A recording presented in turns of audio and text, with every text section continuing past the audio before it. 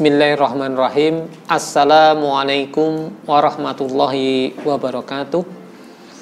Anak-anakku yang sangat Bapak cintai, alhamdulillah tidak terasa kita sudah masuk ke semester genap atau semester 2 di kelas 9 ini, yang mana mudah-mudahan kita selalu dalam lindungan Allah SWT, sehat walafiat, sehingga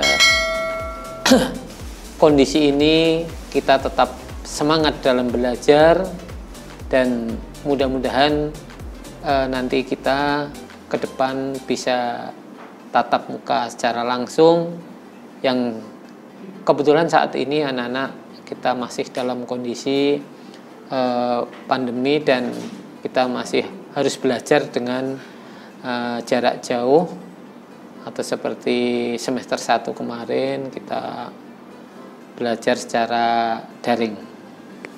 Pada pertemuan kali ini anak-anak, Bapak ingin melanjutkan materi di semester 1, yaitu sekarang di bab 3 tentang perdagangan internasional.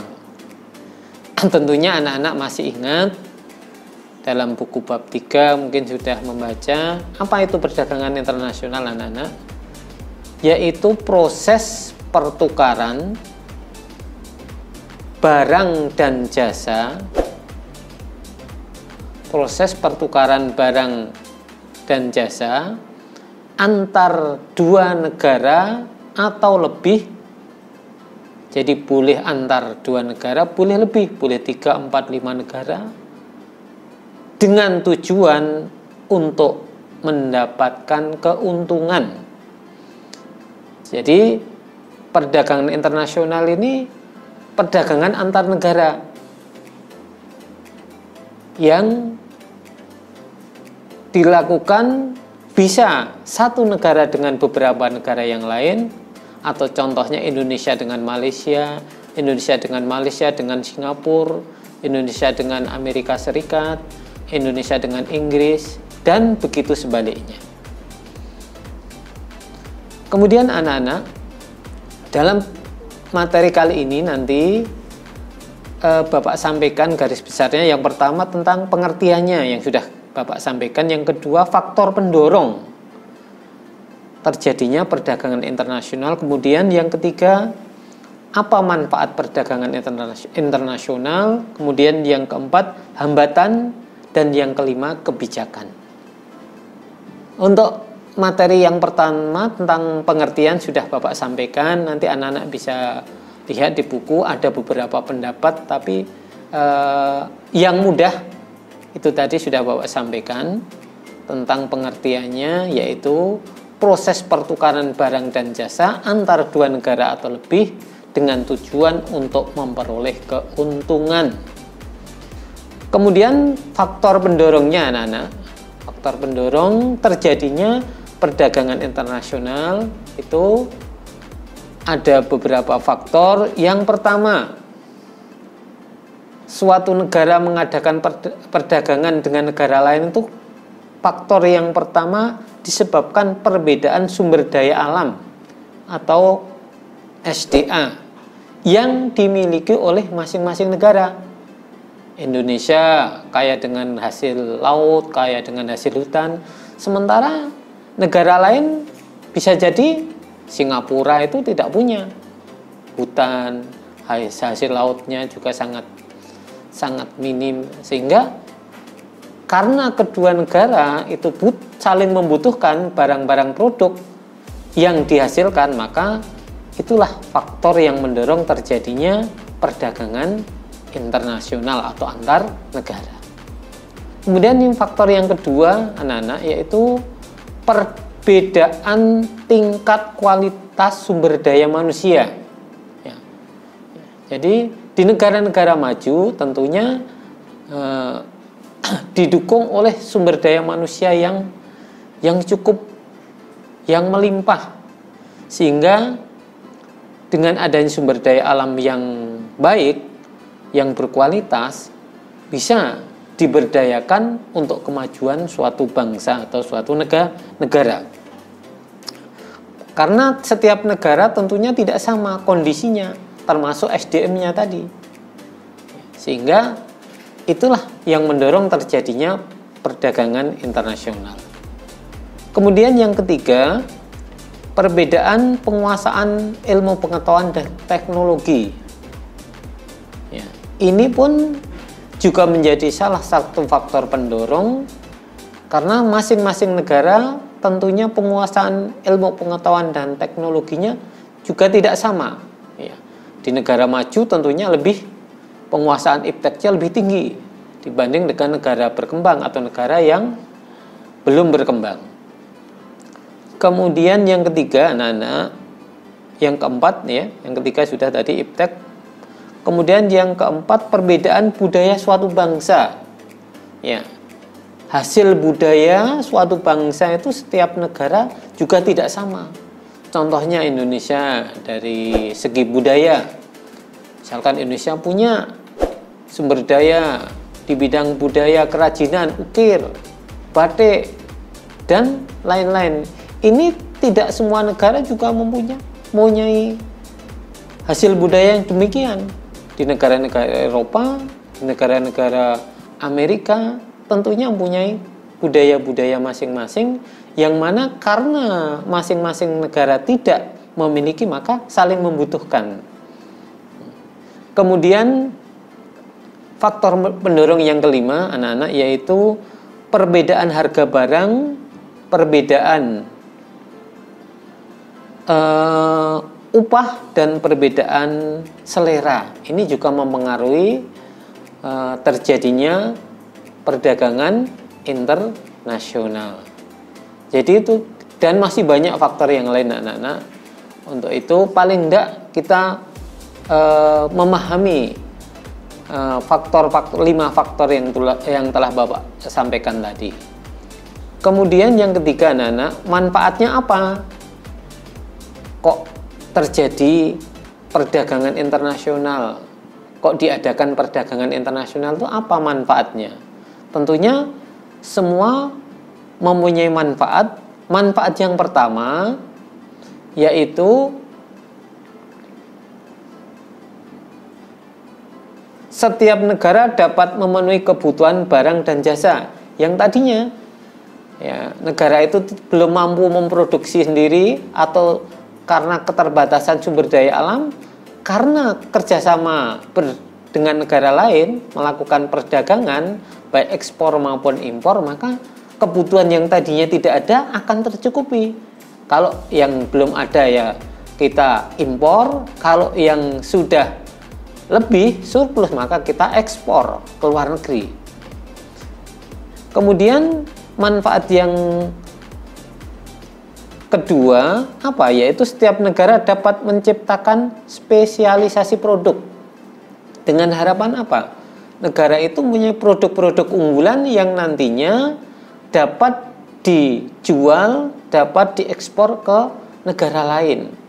Karena dengan banyak mempunyai produk-produk unggulan itu, tentunya dengan banyak menjual, maka nilai ekspornya tinggi, akan mendatangkan devisa bagi negara tersebut. Kemudian yang ketiga, memudahkan mendapatkan barang dan jasa tadi. Karena ada perdagangan tadi, maka barang yang tidak tersedia dapat kita peroleh dengan membeli dari negara lain atau menjual kepada negara lain. Kemudian yang kelima, anak-anak, meningkatkan hubungan persahabatan antar negara. Nah, tentunya dengan adanya perdagangan internasional itu akan mempererat hubungan antar negara. Karena apa? Di antar negara itu yang saling membutuhkan itu nanti di samping membutuhkan barang, maka juga bisa menjalin hubungan persahabatan antar negara itu, karena sama-sama saling membutuhkan dan sama-sama saling menguntungkan bagi kedua belah pihak atau beberapa pihak. Kemudian anak-anak yang berikutnya yaitu dengan adanya perdagangan internasional akan bermanfaat apa? Meningkatkan pendapatan negara melalui hasil ekspor. Tentunya semua negara berlomba-lomba ingin menjual barangnya, produknya ke negara lain, dengan harapan tadi akan mendatangkan devisa sehingga pendapatan negara semakin tinggi, semakin meningkat.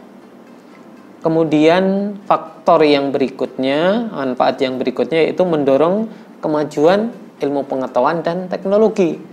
Dengan adanya perdagangan internasional, maka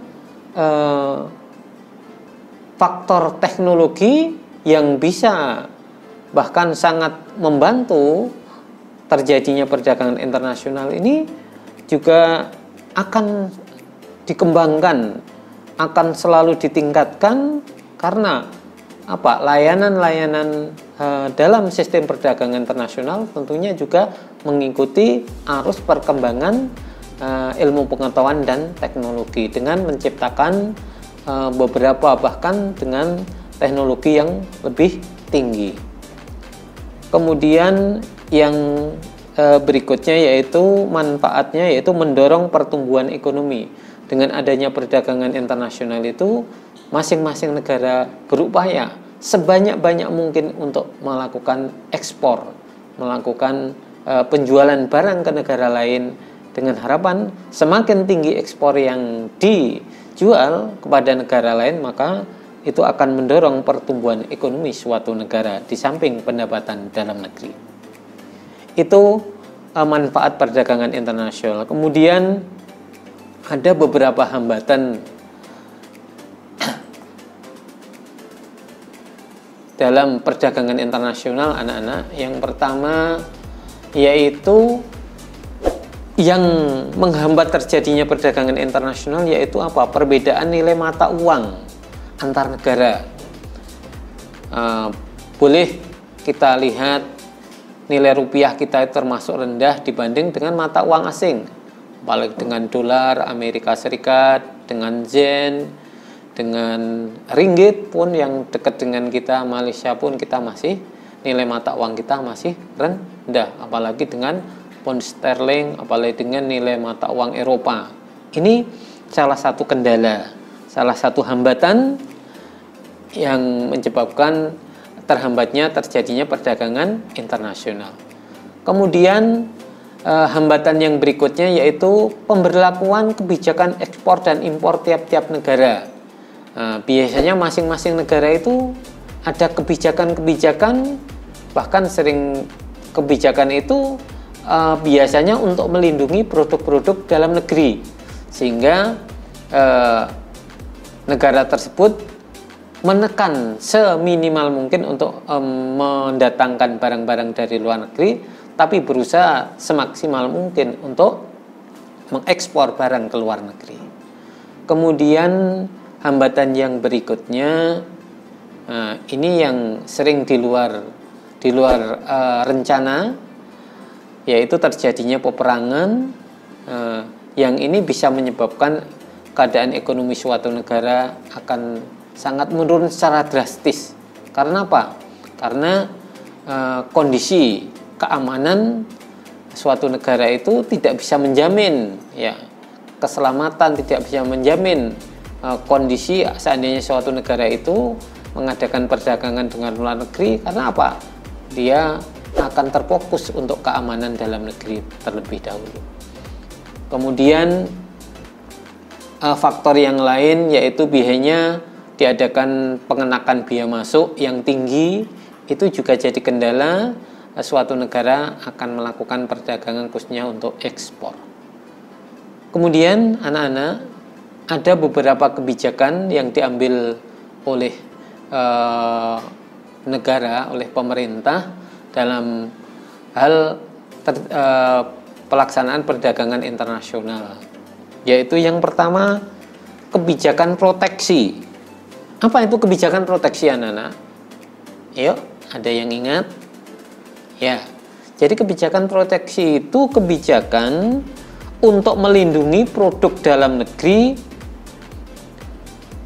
Misalnya pemerintah Indonesia menerapkan tarif tinggi untuk impor kain dari Cina. Agar apa? Harga kain tersebut menjadi mahal. Kalau menjadi mahal berarti tidak jadi kita beli yang produk dari luar negeri. Kemudian harga kain dalam negeri nanti harganya lebih murah, sehingga masyarakat Indonesia nanti cenderung beli yang lebih murah, yaitu produk dalam negeri. Kemudian yang kedua yaitu kebijakan yang sering disebut kebijakan kuota. Kuota yaitu membatasi jumlah ekspor dan impor. Itu contohnya misalkan Amerika Serikat membatasi kuota tekstil dari Indonesia. Karena apa? Amerika Serikat sendiri juga memproduksi tekstil agar produk dalam negeri Amerika Serikat juga tekstilnya bisa terjual, maka memberikan kuota jatah pembatasan yang didatangkan, yang diimpor dari Indonesia. Kemudian kebijakan yang berikutnya yaitu kebijakan tarif. Tarif yaitu kebijakan pajak atas barang impor dan ekspor. Kebijakan ini dengan tujuan apa? Untuk meningkatkan devisa negara, juga untuk melindungi produk dalam negeri. Sehingga ini juga kebijakan yang diambil dalam rangka apa? Dalam rangka suatu negara itu bisa memperoleh nilai ekspor yang banyak, tetapi impornya juga tidak terlalu banyak. Apa? Karena nanti kalau nanti banyak impornya justru akan mengalami defisit, sehingga paling enggak ekspor harus lebih banyak daripada impor. Kemudian kebijakan yang keempat yaitu yang disebut politik dumping. Apa itu? Yaitu kebijakan menjual barang ke luar negeri lebih murah harganya dibanding di dalam negeri. Contohnya ini yang dilakukan oleh Jepang. Jepang itu menjual kendaraan yang sebagian konsumennya itu orang-orang Indonesia, entah itu mobil, entah itu motor. Harganya di Indonesia itu lebih murah orang Indonesia beli dari produk Jepang dibanding orang Jepang beli di negaranya. Inilah yang disebut politik dumping. Jadi itu empat kebijakan ini dalam rangka untuk melindungi ekonomi suatu negara dalam melakukan perdagangan, yang mana itu tadi ada empat. Ada proteksi, ada tarif, ada kuota, dan politik dumping. Dan masih ada beberapa kebijakan yang lain, tapi yang sering dilakukan ada empat ini, sehingga suatu negara itu tetap kondisi ekonominya bisa stabil. Mudah-mudahan ya negara kita Indonesia yang terkenal dengan negara yang gemah ripah loh jinawi ya. Nah, kalau anak-anak masih ingat ada nyanyian yaitu tongkat kayu dan batu jadi tanaman. Apa-apa yang ditanam di Indonesia itu bisa hidup, anak-anak. Itu tidak semua negara bisa seperti di Indonesia. Sehingga kalau orang luar itu memandang Indonesia luar biasa, yaitu apa-apa hidup dan melimpah hasil sumber daya alamnya. Mudah-mudahan melimpahnya sumber daya alam ini nanti bisa meningkatkan kesejahteraan rakyat Indonesia dan juga banyak melakukan ekspor ke luar negeri yang nantinya dapat mendatangkan banyak devisa, sehingga kalau devisa yang kita peroleh itu banyak akan meningkatkan kemakmuran masyarakat. Mungkin itu anak-anak yang Bapak sampaikan sedikit tentang perdagangan internasional. Mudah-mudahan anak-anak nanti juga jadi ekonomi yang bisa mengekspor, bisa menjual barang-barang produk Indonesia ke luar negeri, yang bisa bagaimana membranded produk-produk Indonesia itu bisa bersaing ke luar negeri dan nanti mendatangkan keuntungan bagi bangsa dan negara ini. Ada kurangnya mohon maaf dari Bapak. Nanti kita lanjut pada materi berikutnya. Terima kasih. Assalamualaikum warahmatullahi wabarakatuh.